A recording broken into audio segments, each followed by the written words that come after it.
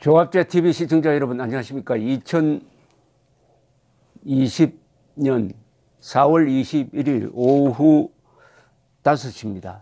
이 조선일보가 적극적으로 밀어주는 정치인이 몇 사람 있는데 그중 대표적인 사람이 미래통합당의 김세연 의원입니다.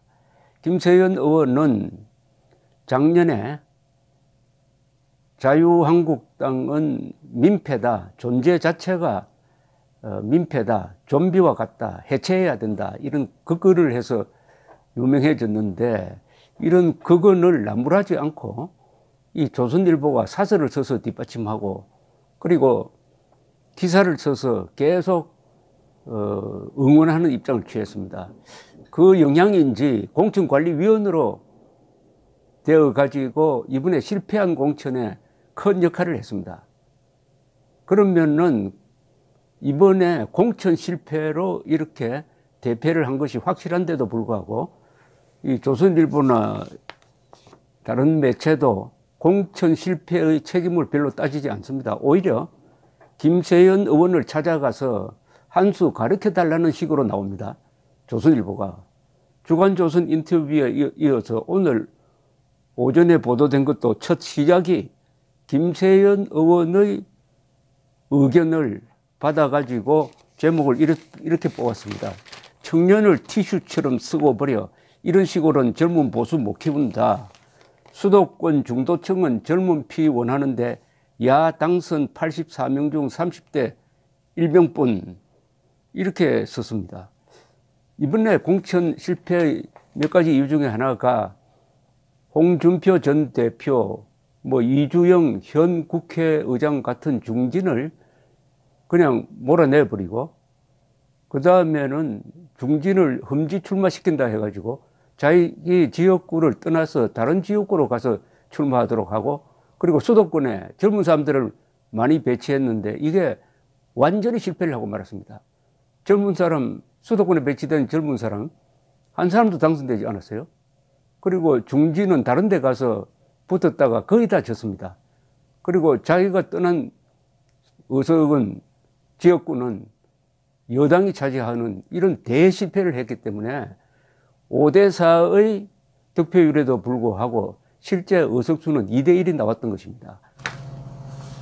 미래통합당 내부에서 830 세대, 80년대생 30대 공공학번으로 당을 개편하자는 주장이 나온 것은 지도부 교체 같은 미봉책으로는 보수 정당의 미래가 없다는 절박함 때문이다. 민주화 기득권에 맞서는 미래 대안 세력으로 보수 혁신에 나서자는 목소리도 커지고 있다. 830 세대 교체론을 화두로 꺼낸 것은 통합당 김세연 의원이다. 그는 20일 당이 영화 식스센스에 나오는 유령에 가깝다고 했다. 자기 당을 유령에 비교합니다. 자신이 죽은 걸 모르고 있고 또 살아있는 사람들 사이를 돌아다니며 보고 싶은 것만 본다는 것이다. 여러분, 이게 정치인의 입에서 나올 말이고, 이걸 조선일보가 미래통합당과 무슨 척이 졌는지는 모르지만 이런 말도 아닌 험담을 기사화할 수가 있습니까? 한번 다시 읽어드리겠습니다. 당이 영화 식스센스에 나오는 유령에 가깝답니다. 자신이 죽은 걸 모르고 있고 또 살아있는 사람들 사이를 돌아다니며 보고 싶은 것만 본다. 김 의원은 과거와의 단절이 필요하다. 제가 포함된 40대도 이미 노쇠한 것이 아닌가 개인적으로 생각한다. 산업화 민주화 세대의 이후를 준비해야 하는데 40대는 구시대의 막내격에 가깝다. 영국 보수당이 그랬던 것처럼 30대 당수가 나올 정도의 과감한 세대교체가 불가피하다. 과거와의 단절을 주장하는 사람이 어떻게 우파 정당에 있는지, 그런 사람을 어떻게 띄워주는지, 이 사람은 과거의 덕을 가지고 당선한 사람입니다. 즉 자기 아버지가 아주 선거하기 쉬운 부산에서 5선을 했고 그 지역구를 이어받아 가지고 3선을 했습니다.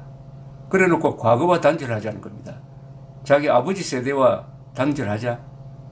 아버지 세대가 노력한 그 단물을 다 빼먹고 이제는 단절하자입니다. 쓰레기처럼 버리자는 말로 들립니다.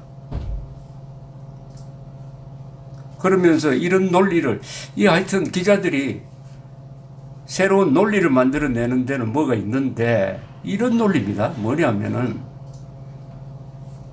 이번에 이 청년 후보들이 낙선하기는 했는데, 그래도 득표율이 상당히 높았다. 득표율이 높았다. 평균 득표율이 청년 후보는 42.4%, 기성세대 후보들보다 3%포인트가량 더 높았다. 그러니까 청년들을 밀어주어야 한다. 아니, 이번에 수도권에 배치된 통합당의 청년 후보는 전혀 정치 경험이 없는 사람들이에요. 그러니까 지역구 사람들이 통합당을 지지하지만 찍어주고 싶어도 그 사람에 대한 정보가 없습니다. 이거는 그냥 한번 해보라고 보낸 거죠. 이럴 경우에는 정치에 스텝 바이 스텝이 있어요. 즉 비례대표로 전국구 의원으로 만들어주고 거기서 정치를 한 4년 동안 배우게 하고 그 다음에 출마시키는 거죠. 이게 순서인데, 유권자들이 모르는 후보를 내세워가지고 그것도 한두 달 사이에 당선시켜달라고 하면 이게 국민에 대한 모독이 아니겠습니까? 그런데도 그런 공천이 잘했다는 겁니다. 지금 잘했다고 김세연 의원을 한참 편들어주고 있습니다.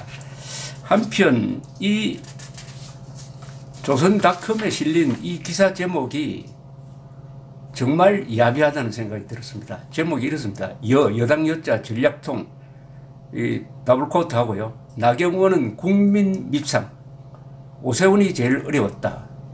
더블코트 닫고 나경원 의원을 국민 밉상이라고 그랬습니다. 물론 더불어민주당 이건영 전 전략기획위원장이 한 말을 전한 것이지만은 이런 제목을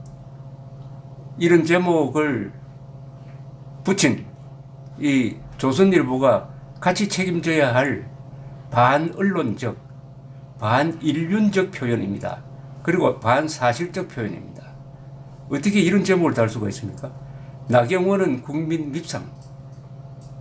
무슨 인정론을 제가 이야기하는 게 아닙니다. 이 객관적 사실과 다르잖아요. 나경원, 이수진 두 판사 출신끼리 붙었습니다. 근데 나경원 씨가 석패를 했어요.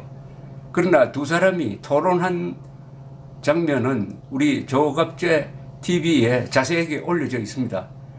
저는 그걸 봤는데 나경원 의원을 국민 밉상이라고 생각되지 않았고 다른 사람이 밉상으로 보였어요. 어떻게 국민 밉상이라고 합니까?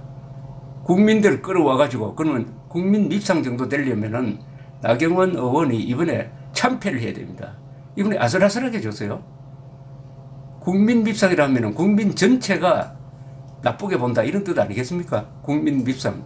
김정은 정도 되면 국민 밉상, 김여정 되면 국민 밉상이 맞죠. 그러나 나경원 씨를 국민 밉상이라고 했다. 이건영 전 전략기획위원장은 더불어민주당 라디오에 출연해가지고 나의 의원에 대해서 선거에 떨어지신 분한테 그런 이야기를 해서 미안합니다만 자체 조사를 해보니 소위 국민 밉상이 돼 있더라며 나경원 후보 지지폭이 딱 제한이 돼 있어 그분하고 적절히 각이 설 수 있는 웬만한 후보면 되겠다고 판단했다.